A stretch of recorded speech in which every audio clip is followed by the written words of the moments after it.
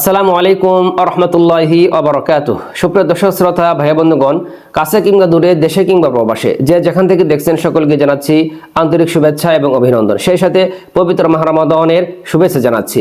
আমরা গত পর্বে আলোচনা করেছিলাম রাসূলুল্লাহ সাল্লাল্লাহু আলাইহি সাল্লাম রমাদানের শেষ দশক কিভাবে তিনি বরণ করেছেন, কিভাবে তিনি তার কার্যক্রমগুলো, অ্যাক্টিভিটিসগুলো কিভাবে পরিচালনা করেছেন, তার সংক্ষিপ্ত একটি নমুনা তুলে ধরার চেষ্টা করছি আলহামদুলিল্লাহ। এর পর্বে আমরা যে বিষয়টি আলোচনা করব সেটা হচ্ছে আমরা এই যে মুসলিম হিসাবে, আমরা বাংলাদেশের মুসলমান হিসাবে আমরা এই 10 দিনকে আমরা কিভাবে বরণ করে নিব এবং এই 10 দিন আমাদের কার্যক্রমগুলো কি কি কার্যক্রম আমরা হাতে নিতে পারি তার সংক্ষিপ্ত আকারে তুলে ধরার চেষ্টা করব ইনশাআল্লাহ বিইذنিল্লাহ। সর্বপ্রথম আমাদের মনে রাখতে হবে এই রমাদানের শেষ দশক রয়েছে একটি পবিত্র রজনী। সেই রজনীটা হচ্ছে লাইলাতুল কদর তথা শবে কদর। এই শবে কদরটি আমরা কিভাবে আমরা পেতে পারি, কিভাবে আমরা এর বারাকা আমরা আমাদের উপর নাজিল হতে পারে সেটা আমরা সংক্ষিপ্ত আকারে তুলে ধরার চেষ্টা করব। আমাদের এর সাথে আমাদের আরো জানা রাখতে হবে যে এই রাত্রিতে কি কি সংক্ষিপ্ত আমল রয়েছে যেটা কাজ করলে কাজে সহজ, কিন্তু সবের দিক দিয়ে কোটি কোটি কোটি গুণ আল্লাহ সুবহানাহু ওয়া তাআলা বৃদ্ধি করে দেন। তার সংক্ষিপ্ত একটা আমল তুলে ধরার চেষ্টা করবো ইনশাআল্লাহ বিইذনিল্লাহ। এর সর্বপ্রথম আমি বলে রাখি যে যখন মাগরিবের সালাত আমরা পড়ি তথা ইফতার করার পর থেকে কিন্তু আমাদের এই শেষ দশকের এই রাত্রিগুলা, এই রজনীগুলা আমাদের এখানে আমরা প্রবেশ করে থাকি। তাই মাগরিবের পর থেকে নিয়ে সুবহ সাদেক পর্যন্ত এই রজনীগুলা, এর কার্যক্রমগুলা, অ্যাক্টিভিটিসগুলা আমাদের এই সময়ের মধ্যেই করতে হবে। সর্বপ্রথম যে সহজ যে আমলটা আমরা করব সেটা হচ্ছে আমরা তো রোজা রাখবো, সেই সাথে ইফতার এবং সেই সাথে এশার সালাত এবং তারাবি আমরা আদায় করবই। সেই পাশাপাশি আমরা যে সংক্ষিপ্ত আমলগুলো করব সেটা হচ্ছে সূরা ইখলাস কন্টিনিউ তেলাওয়াত করা, সূরা ইখলাস বারবার তেলাওয়াত করা। কেননা কেউ যদি সূরা ইখলাস 3 বার তেলাওয়াত করে তাহলে তার পরিপূর্ণ কোরআন খতমের সওয়াব পেয়ে যায়। এবার আমরা মনে রাখতে হবে যে আমরা যদি একটি 1000 বছর মাসের তুলনায় যে শ্রেষ্ঠ একটি রজনী রয়েছে সেটা হচ্ছে খায়রুম মিন আলফি শাহর, সেটা 1000 মাসের তুলনায় শ্রেষ্ঠ একটি রজনী। কেউ যদি এই সূরা ইখলাস 3 বার তেলাওয়াত করে তাহলে সে একবার কোরআন খতম করার সওয়াব পেয়ে গেল। সে যদি একাধিকবার পড়ে, বারবার পড়তেই থাকে তাহলে দেখা যাবে সে অনেকবার 100 বার 200 বার কোরআন খতম করার সওয়াব পেয়ে যাবে। আর এটাকে যদি আপনি 83 বছর 4 মাস দিয়ে আপনি যদি এখানে পূরণ করেন, গুণ করেন, তাহলে দেখা যাবে যে কোটি কোটি আপনি এর সওয়াব আপনি পেয়ে যাবেন সুবহানাল্লাহি বিহামদিহি। তারপর যে কাজটা আমাদের করতে হবে, আমাদের কিয়ামুল লাইল করতে হবে। কিয়ামুল লাইল আপনি রাতে 12টা থেকেও করতে পারেন, রাত 1টা থেকেও করতে পারেন, রাত 2টা থেকেও করতে পারেন, তবে সুবহ সাদিক পর্যন্ত আপনি যে কোনো সময় করতে পারেন।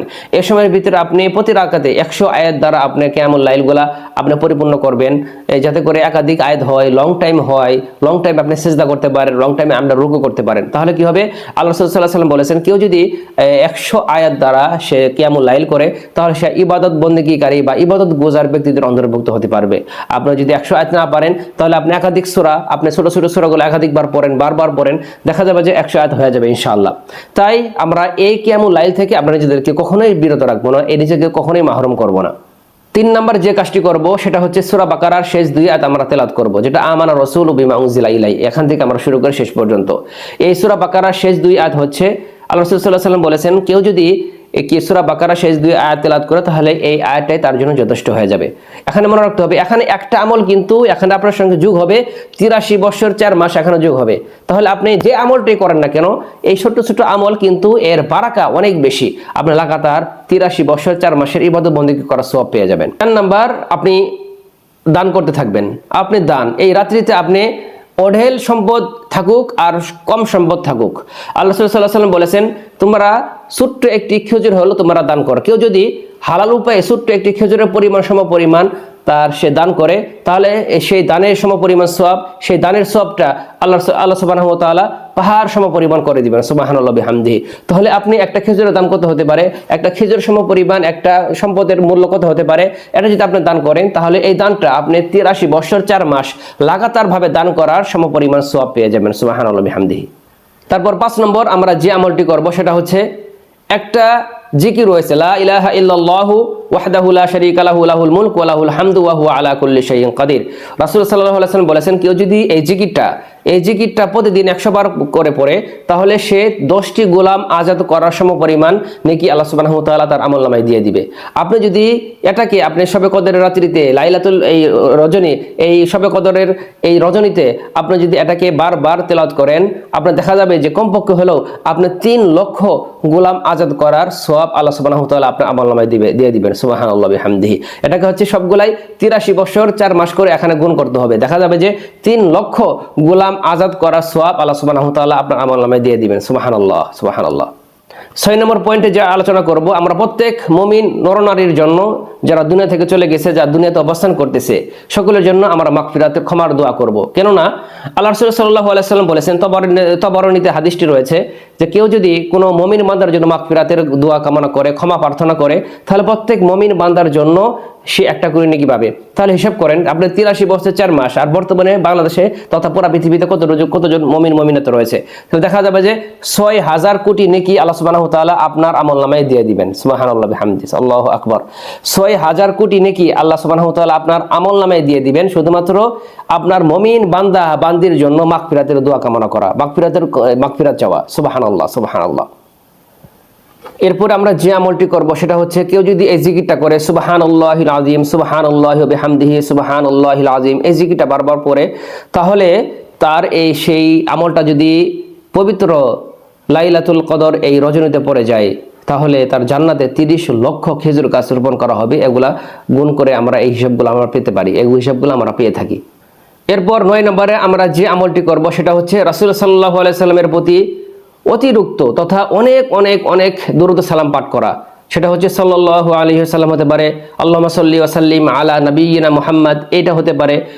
রাসূল সাল্লাল্লাহু আলাইহি ওয়াসাল্লাম বলেছেন, মান সাল্লা আলাইহি ওয়াহিদাতান সাল্লাল্লাহু আলাইহি আশরান, কেউ যদি আমার প্রতি একবার দরুদ পাঠ করে, আল্লাহ সুবহানাহু ওয়া তাআলার পক্ষ থেকে আল্লাহ সুবহানাহু ওয়া তাআলা সেই বান্দার প্রতি 10 বার বা 10টি রহমত নাজিল করেন।